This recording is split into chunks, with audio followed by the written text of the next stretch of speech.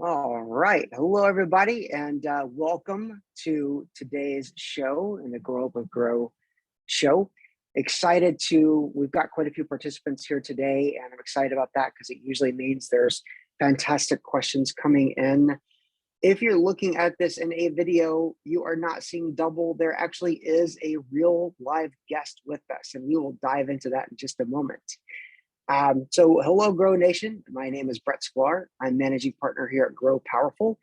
I'm here with our show producer, marketing manager, and the person who's been rebranded from Anna to the character from Star Trek: The Next Generation, number one, formerly known as Anna Anderson. And today, we've got an incredible guest who's going to share a lot of great insights and ideas with us. This is someone that I have known about and heard amazing stories of from a client where he was and was a client of mine in a former life. And I'm excited to have Derek come in and share some of the things that has allowed him to have some great success, both personally as well as within companies. And I think we're pretty lucky to have Derek sharing these with us. So with that, I do want to just introduce you, Derek. Say hello, tell us a little bit about yourself, and what are you going to share with us today? Hey, Brett. Thank you, everybody, for taking some time to meet with me today. And it's been very fond memories. I remember our times in the boardroom in Colorado, Brett, and you had a great impact on our business. So I'm an Irishman, traveling on an Australian passport, living in Colorado. So I spend most of my time just confused. But when I'm actually working, I've been a fintech evangelist and a bit of a rainmaker for the businesses that I've worked with over the last few years. So I've really had that focus on the digital transformation that's happening in banking at the moment. So I've worked with tech companies as well as with financial institutions. And over those years of trying to be that rainmaker, trying to get people excited about banking, which can ultimately be very boring, I've learned that storytelling has been a really powerful component of what's helped us cut through and stand out as an organization. So that's what I wanted to share, is kind of the learnings that I've had over the last 10 years or so. Well, and I'm excited about it, and we're really lucky to have you here today. Not only as a great storyteller, also someone who's turned it into success. I think that's a big differentiating factor. And so, I've known you in a former life. I've heard great things about you in this current life. I think of you as a master storyteller, especially as we were preparing for this session. And there were some great tips and tricks, which I still have in the back of my mind, even a few days later. So you're a transplant from other worlds, and you are the founding father of the famed fintechfanboy.com. Try to say that several times fast. Yeah. Tell us a little bit about fintechfanboy.com, why you put it together, and what you plan to share there. Well, if you kind of look at the title Fintech Fanboy, it's basically me saying that I am a fan of the opportunity to digitize banking. I actually think banking is really important, but I also don't think anybody actually wants to bank. It's not something that I'm passionate about. You and I both live in the Boulder or Flatirons area of Colorado. So there are places like Frasca that are fabulous restaurants. I want to go to Frasca. I don't want to go to a Chase bank branch, but it's really important to me. So if we can make banking products and services easier, more accessible to people, and if we can make the opportunity of capitalizing or utilizing those services more convenient for people, I think that's important work.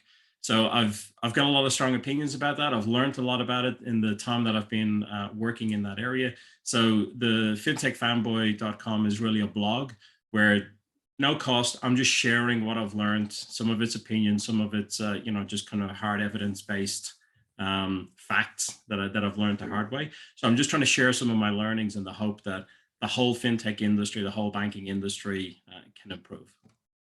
Perfect. Well, listen, I don't want to stand in the way of you sharing some of the thoughts and ideas and honestly some of the science and process and storytelling that I think everybody's going to benefit from here today. One thing I do want to offer up is we've got a good number of attendees that are here. Thank you for being here. We accept all questions, and no question is a bad question. So please feel free to put the questions in the Q&A, as well as in the chat if you'd like to. And if you want to say, speak in the chat, we'll be following that as well. So a lot of different ways to interact with us here today. But with that, Derek, I was hoping you could go ahead and share with us what you've learned and what you've experienced and what you know so that we can all be better people at the end of this session. Will do. So I'm going to start sharing my screen. I've got a PowerPoint deck. You don't need to look at my ugly mug for the next 20 minutes or so. I'm going to start sharing my screen. And I will say, for one of the things that when Derek went over this with us is, I know a lot of people are listening to this, maybe not watching it. And I think the stories will come across just as well. So with or without the visual aid. Having said that, we will also have a link to Derek's information that you can get to if you are listening to this today. Yeah, great. Thanks, Brett. So I'm going to take the next 20 minutes or so just to talk about that power of stories in business, and particularly in business sales. Now, we don't all have amazing stories like the ones depicted here, some of my personal favorite movies. But we absolutely have stories to tell in our business presentations, and those stories will make a difference if you weave them in an authentic way. Stories can help you better engage customers, win more, earn more commission, make your bonus. So that there's real tangible benefit to all of this. I'm quite Machiavellian about that stuff. It's like, can we actually put a real purpose on this? It's not just about making presentations more interesting. And as Brett said, we will share the slides with you, so there's no need to take screenshots. Feel free to do so if you want to, but we'll send you a clean copy of the slides. So, seeing as how we're here to talk about storytelling, I should start with a story, and it's actually a story about a story. So, when I moved to the US about 7 years ago, it was with a company called Avoca, and we were selling our product to financial institutions, and our product was focused on things like account opening and loan applications, and allowing the bank to take those applications for new bank accounts online or on mobile. And we were really focused on the big banks at the time. We'd had some success with Citibank, with Regions, so we were really chasing the big whale hunting. So we were dreaming about, having clients like Chase, Wells Fargo, Bank of America. And one of our outside sales guys got me a meeting with the head of deposits at Wells Fargo. So my head was like spinning. I'm like, oh my God, this guy is responsible for literally $2 trillion of Wells Fargo deposits. Thousands of new accounts being opened every day. This was awesome. So meeting was set up, we did our pitch, did our demo, and he loved it. And he said, this looks really, really slick, but I'm not sure I can help you. I can't get you into the bank. This is really a technology decision. So I was losing him. I could feel, slipping through my fingers on in the conversation. So I reverted to telling him a personal story. When I moved to the US, a colleague told me I should open my accounts with Wells Fargo because I didn't have a credit history in the US. And it's, as you guys all know, it's really important. So Wells Fargo had a credit card product that would allow me to build my credit history. So I thought, great, I'll go to Wells Fargo. So I went online and I couldn't open the account because I was a non-resident alien. So I had to go into a branch, and we picked a branch. I went in, I had my two boys with me at the time who were 5 and 3, and it took 2 hours. Now, thankfully, they had lollipops and a water fountain and toys. They actually had physical toys in the branch to keep the boys occupied, which was great because otherwise I would have had a revolution on my hands. So at 2 hours, open a single bank account. Account opening at a bank like Wells Fargo should not take 2 hours. It should not be that hard. That was the story I told him. And he responded by saying, I know who you need to talk to. I'll make the connection. So 2 weeks later, I was contacted by the head of digital, absolutely the person that could buy our platform, and set up a meeting. And we began our pitch, and he stopped me and said, "Hey, hang on a second. Are you the guy who took 90 minutes or 2 hours or whatever to open an account in a branch while your kids were playing with toys?" I said, "Yeah, that's me." So what our product could do and how it could help the bank hadn't actually translated from executive to executive, but that story had stuck in his head. He remembered that. That's what got us the meeting. And that's how the conversations continue to progress. So Derek, I apologize for stopping you for a second. No, please go for it. I love that story because, we, in the world of B2B, business to business, we think that businesses buy things, but the reality is that there is no business in the world that buys anything. There is not a business name on a signature line. There is a person's name. And the difference between a consumer sale and a B2B sale really just has to do with the number of people. It could be the size of the transaction, although buying homes and buying cars usually is a multi-person, coalition sale process. But it's people buying from people, no matter how big the transaction is. And the complexity of B2B is it's the coalition sale of multiple people that have to get their heads to go up and down instead of left and right, or even the shoulder shrug, which is the infinite, pitfall. That's the worst. At least if they say no, you can attack it. You can challenge it. As a B2B person, I love this. So sorry, I'll let you continue. No, you're absolutely right. And you pick up on exactly where I was heading with this, which is, Harvard Business Review have talked about this and written about this and said you should start every presentation, every business presentation, with a human scale story. And, for example, to your point, you're selling to an enterprise, but the purchase is going to be made by an individual. And what we need to do is we need to figure out that these individuals are responsible for particular things that business is trying to achieve. So they've set goals and they've handed them over to people, such as growing your customer base or finding cost reductions in the business operations.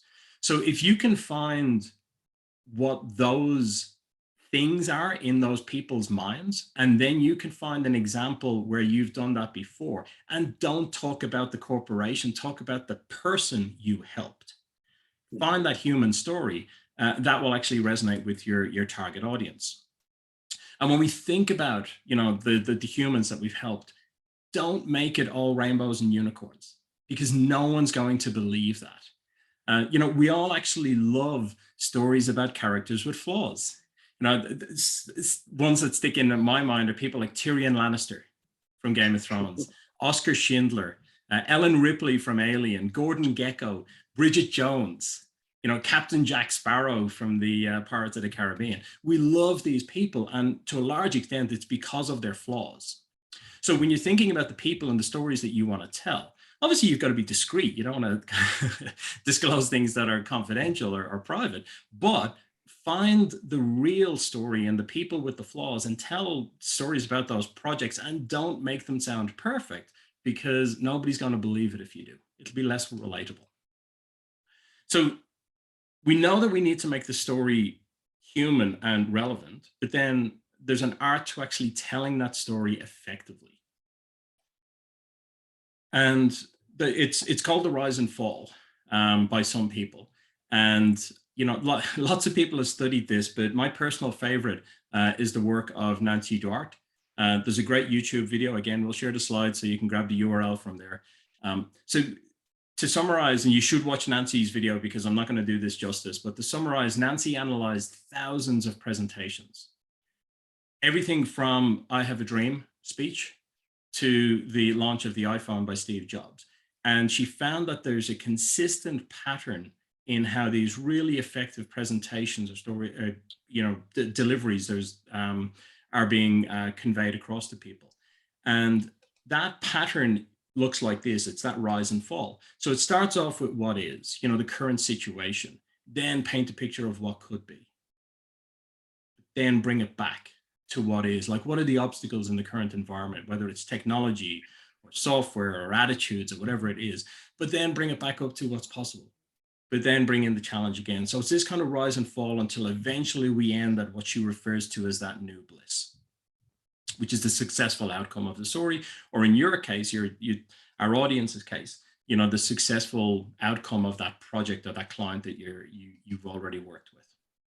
And as I mentioned, yeah. Let me ask you another question that, so, and I love, and I can see from this slide where we're heading here, which is great. And, I was actually listening to yesterday's Apple's announcements as well of their new products. And so I'm interested in getting some thoughts here.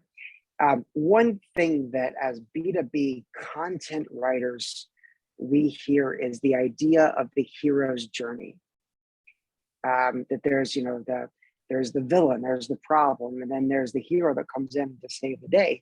And I almost feel like your chart that you showed, which is sort of, this problem, this sort of paint the picture of what's wrong, and then what is and what could be, is really a series of heroes' journeys, sort of encapsulated.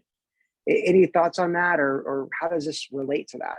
I wouldn't say it's so much a series of heroes' journeys. It's that kind of classic Greek hero journey where, they get close to the outcome, and then there's another setback, and then they get close. It's like, the Odyssey or Jason and the Argonauts or something like that. It's right.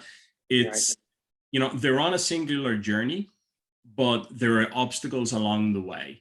And anybody who's ever tried to get anything done inside of an organization knows that this is the truth. You start off your project, everybody's excited, you make all this progress, and then something comes out of the woodwork to knock you back, but then you overcome that. And it's those details, it's that kind of realism. This is the stuff, the challenges that we all deal with every day, that actually makes your story kind of real. It makes it easier for somebody to relate to.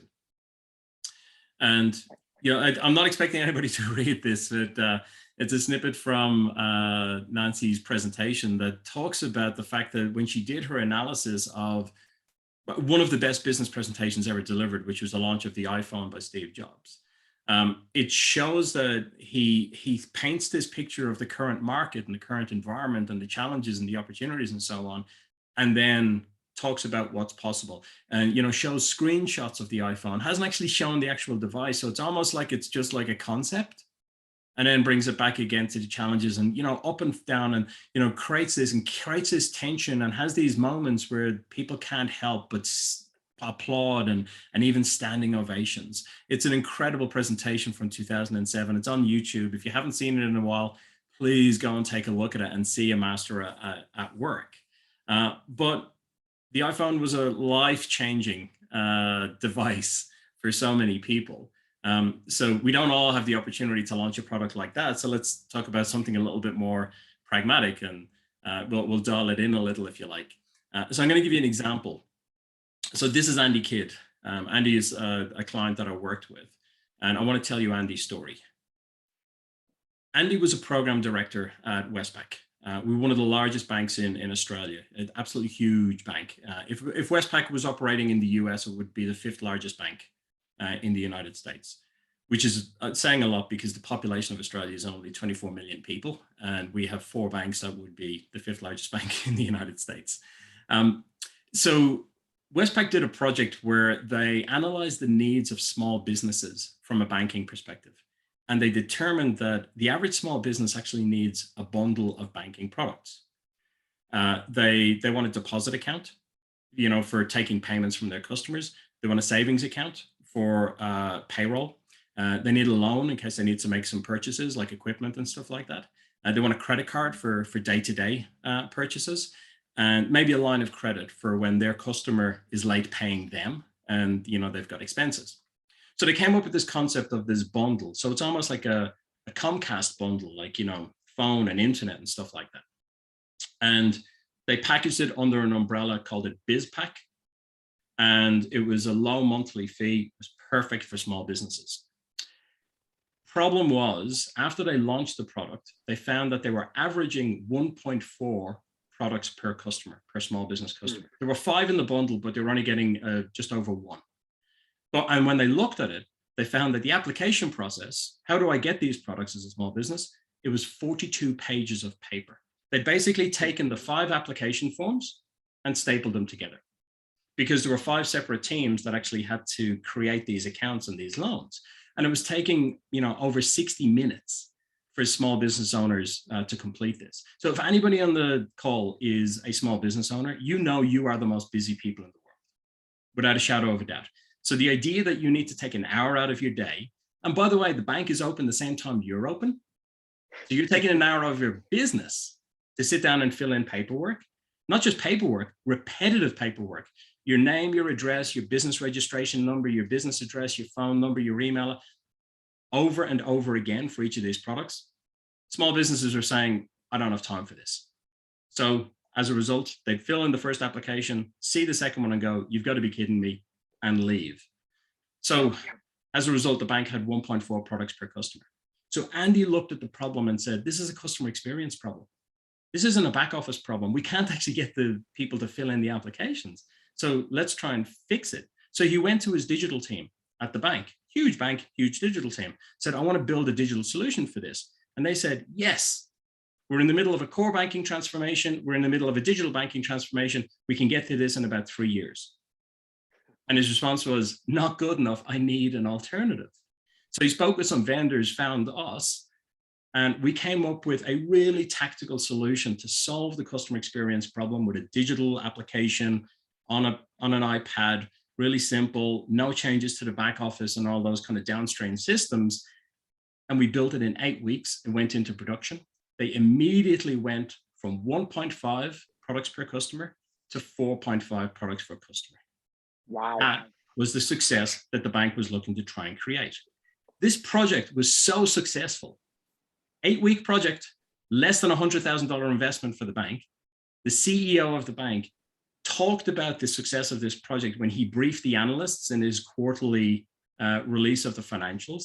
It was a highlight for a bank of 30,000 staff, over 15 billion in annual revenue. It spent less than $100,000 in this project and delivered a result. And Andy was a hero when he got promoted. Wow, that's amazing. That's amazing.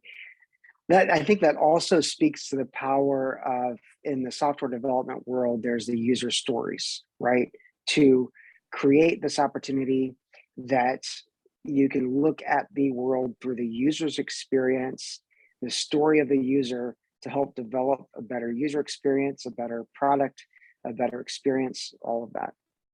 Yeah, Brett, I've worked in the tech industry for a quarter of a century now, or a little bit more actually. And I've come to the conclusion that technology is actually not a real business. Technology is an enabler of other businesses.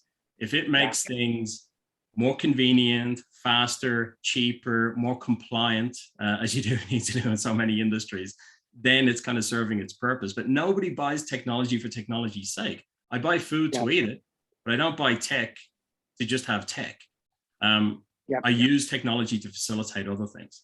But I wanted to kind of go back. I wanted to join like Andy and Nancy together and just show you, like, if we look at the story I just told about Andy, it started out with the current situation, where Westpac was and so on, and the opportunity to grow their product penetration with their customer base, and they launched BizPack. So, hey, we've come up with a solution. We've built a product. It's fantastic.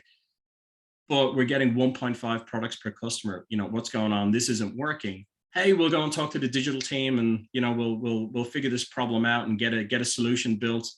Digital team are busy for the next 4 years. They can't do anything about it.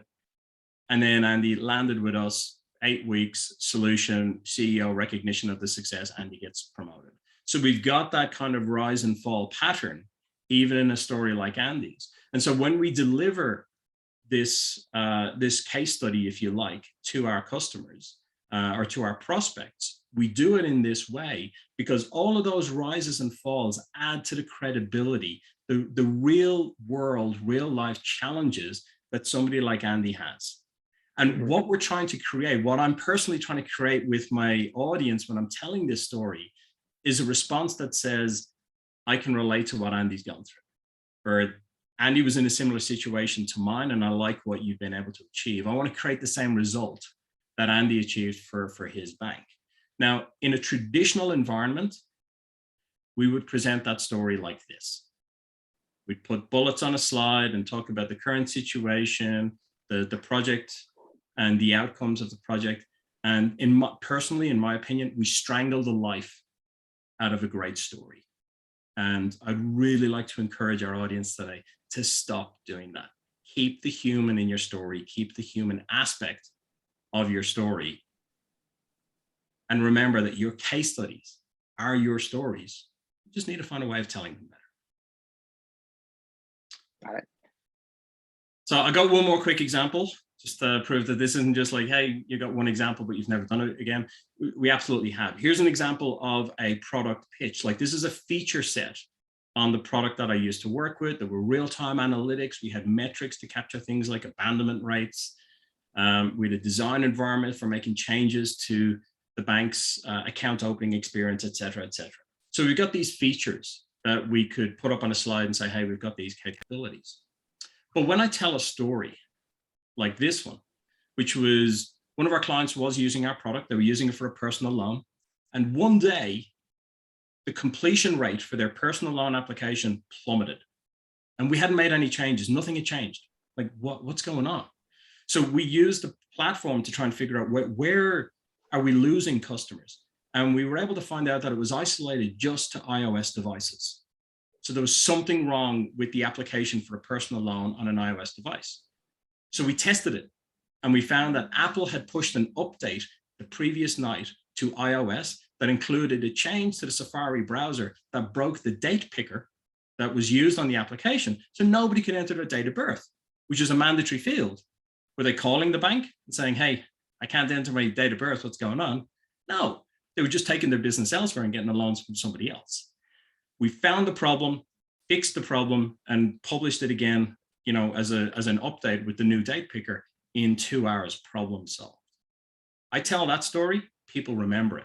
That feature list, it's gone in minutes. So if you can find these stories, even about your product features, and work them in. And I didn't tell you who the client was. I didn't tell you his name was Andy, because it's not. So it's even an anonymized story. Right. So I'm not sharing anything confidential, but still a much more powerful way of conveying a capability than just putting a feature set up on a screen. And I think, Derek, we had a question that came in, or a comment from Raphael, and we're getting a couple of comments coming in. I'll try to hit on all of them. But, you know, the comment was, and I'll paraphrase, the stories are, you know, using stories are great, and it's been a tried and true practice. The question is, like, how are these done, you know, besides naming these things, you know, how are they done, you know, what's different that we're understanding? And I think you just hit on that, you know, on the last point you were making, which is you were able to tell a story about speed of change, fixing problems, addressing customer needs, and getting, you know, from you know, a problem to solution without having to bore the shit out of people with a bulleted PowerPoint slide. You were able to tell that story of all of the features in a way that didn't talk about the features, it talked about what happened, what the story was of the client, which I think is fantastic. And it talked about the person. Yep. It was the head of lending, was the one who called us and said, what's going on with my loan application? My completion rates have plummeted. This is like an e-commerce shopping cart for a bank. They couldn't sell their product that generated revenue. It was a problem. So it was the individual. We always start trying, like, who's the person that we actually helped? Never mind the organization, who's the actual. So that's the thing that, you know, if anything comes out of this, it's go back to your case studies that you've got today. You've probably written them down in PowerPoint slides and you've got PDFs of them and so on, and pull the person out of them and raise them up as the individual. Because when you deliver that story, you're delivering it to people, you know, to your point earlier on, they're not faceless organizations or corporations, they're actual individuals. So if we can tell them a story that sounds like them in the hot seat, you've struck gold. Yep. Nice. Okay. So this is my call to action for our audience. Find the stories about the people that your technology or your business has somehow impacted, and figure out a way, like find a way of telling that story, practice it, find that ebb and flow, that rise and fall that we talked about. And even if it wasn't a client that you personally helped, it was somebody else in your business or somebody else in your team or somebody before you even joined the company, it doesn't matter. Get so familiar with that story that you can tell it as if it was yours. It needs to feel like it's yours, that you helped Yep. this individual. And then find an authentic way of weaving that into your presentations. Um, it can't feel forced. It can't feel, I'm just going to like insert this block of story. It's got to be something that kind of gels. And what personally I found is that in the meeting, sometimes the stories, like as the customer is talking or the prospect is talking, I'll go, I've got a story to tell that's going to relate to that. So it's not necessarily on a slide, it's not prepped, it's not scripted. And that's where practicing those stories and having just like a little toolkit of them to pull out Mm-hmm. as you need to can be really, really compelling and useful. So we have another question that came in from Jacqueline, and the question is, okay, so you're able to put the story together and you're able to articulate the capabilities through stories. What are other channels that you would use to deliver those stories? Like obviously a one-to-one presentation we've talked about. What are other channels where you can take that story and give it multiplying effects or give it network effects by sharing it through other ways? So what are the channels you use? Well, everybody on this call, I'm pretty sure, knows the value of having a customer tell their own story on a webinar. Mm-hmm. So if you've got somebody who's willing to talk about the success they've been able to achieve and do that in a mechanism that they can deliver it, we all know how powerful that is. And when you think about it, what we're doing is we're giving our customer a stage upon which to tell their own story, which Yep. is even more powerful than us telling it. Having them actually talk about it. Yep. So that's the other obvious mechanism. I generally think when you write these things down, you kind of smother them. It loses a little bit of that authenticity. When I look at my own personal experience, the amount of content I download and then don't read is quite staggering. So it almost feels like we're losing some of the potential, the impact when we put it in a written word, unless you've got somebody who specifically promises they're going to read it. So Right. generally, my preference is to tell it in a vocal, verbal, audible kind of format, if you like, whether Okay. that's through those one-to-one presentations or through like a webinar or something like that. So as kids, we are told stories, and those stories tend to be fables. So how do we go from fintech fanboy stories and avoid becoming fintech fanboy fables?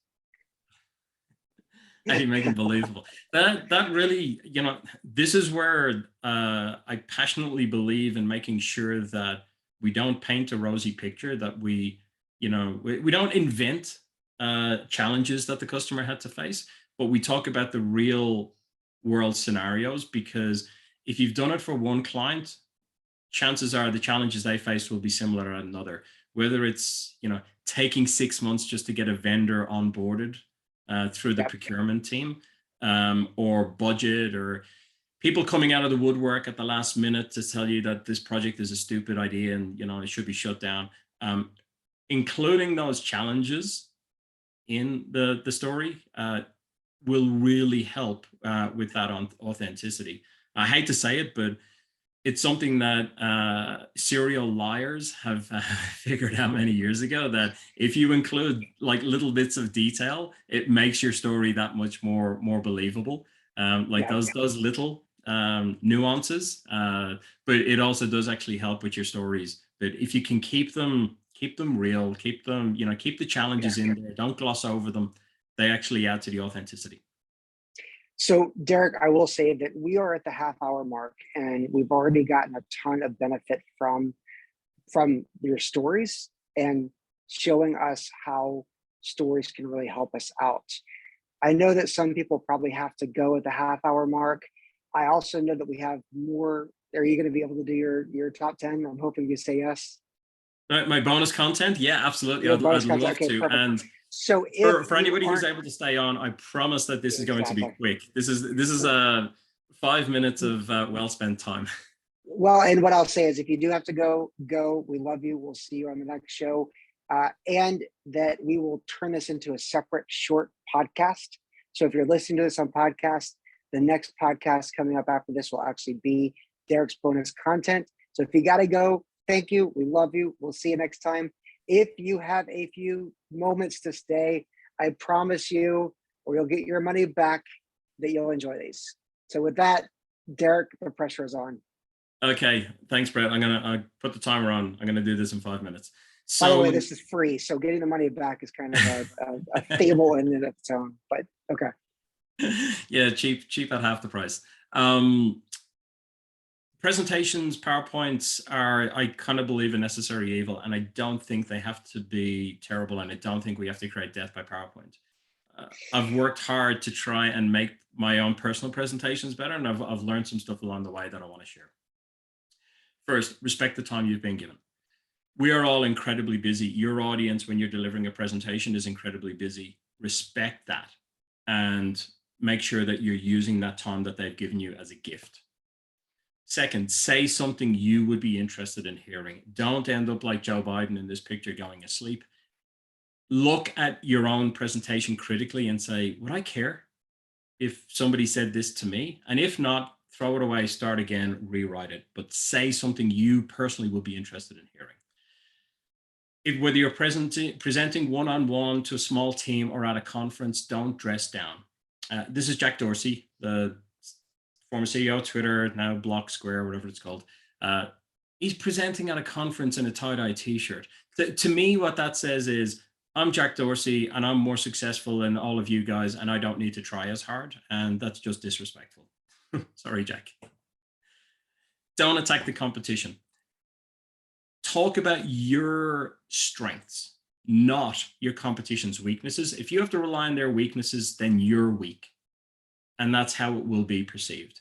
Now, in that iPhone presentation, Steve Jobs absolutely attacks the competition. I've got news for you. You're not Steve Jobs. Tell stories, as we've talked about, but don't ramble. Make it succinct, make it concise. Keep those details in there, but don't ramble on and on. Don't show off your PowerPoint skills because A, nobody cares, and B, they're just a distraction. So just have clean slides that support the conversation. Don't make them the focus of the conversation. Drop the A's and the M's. This is something you actually have to practice. So when we go, when we're talking, what we're subconsciously saying to the other person is, I'm not finished talking, so I don't want you to interrupt me or ask me a question. So you're filling that gap with noise. The problem with that is you're actually taking away the opportunity for the recipient of your information, your audience, to actually digest what it is that you just said. And we feel like we need to fill that gap. Give it to them as a gift back to them. Give them a little bit of silence so they can process what you just said. Even if it's a second, 2 seconds, 3 seconds, just give them back a little bit of time to digest. Personal pet peeve, don't ever stretch an image. It just looks stupid. Learn how to crop. That little button there, it's on PowerPoint, it's on Google Slides. Crop your images, don't stretch them, ever. And while we're talking about aesthetics, make sure stuff lines up on a slide. Now, this is not me being pedantic. This is me saying, when you put a slide like this in front of me, it says two things. A, I get distracted by looking at the fact that everything's out of line. And B, it looks like you don't care. There's just no attention to detail. It's like being served a meal in a restaurant and the presentation is all sloppy. It could taste fantastic, but if it looks like rubbish, then it really has an impact on how it overall presents. Same with your slides. Just take the effort. Again, there are tools in PowerPoint and Google that will actually line things up for you. Just use them. Practice. So it astounds me the amount of time that goes into getting a meeting with a prospect, and then how little time is invested in making sure that you deliver the best possible presentation. So according to a HubSpot survey in enterprise selling, the average time from a lead to an opportunity, that's not even closing. That's actually just qualifying it as an opportunity in the HubSpot CRM. The average time is 84 days. If we took half a day, an hour to practice our presentation or our pitch before we went in there, the chances of actually turning that opportunity into a closed deal would improve. Personal one, present hungry, especially if it's a big presentation. When you eat, your body goes into digestion mode and it wants to go asleep. It wants to rest. You do not want to be presenting while you feel sluggish or lethargic or sleepy. So personally, I like to present hungry. I used to do a lot of Finovate presentations, which is like a 7-minute pitch fest. You have 7 minutes. They cut it's like dragging you off the stage at the Oscars. I would not eat for like 24 hours before there. By the time I got up on stage, I was starving, but I felt sharp. I felt really sharp. So if something went wrong during my 7-minute presentation, I would respond quickly. And finally, don't try and be Steve Jobs. Don't try and be any of the kind of really successful speakers, Richard Branson, people like that. Just be yourself, be authentic. It's just a minute thing, but don't try and emulate another character. Just be yourself and find the best way of making yourself kind of exciting. So those are like my 12 tactical tips. Now, I just want to give you one last little example or idea or concept. As I said, I don't hate PowerPoint. I actually use it as a tool to help me. But I know Jeff Bezos, when he was the CEO of Amazon, actually banned PowerPoint. It was quite famous that he banned PowerPoint from the boardroom. What he asked his team to do was write the future press release. If you want to present something to the executive team, write the press release about how we're going to announce it to the market. Why does anybody care? Why will customers care? Why will investors care? Write that as if we've actually done it. So it's like a future press release.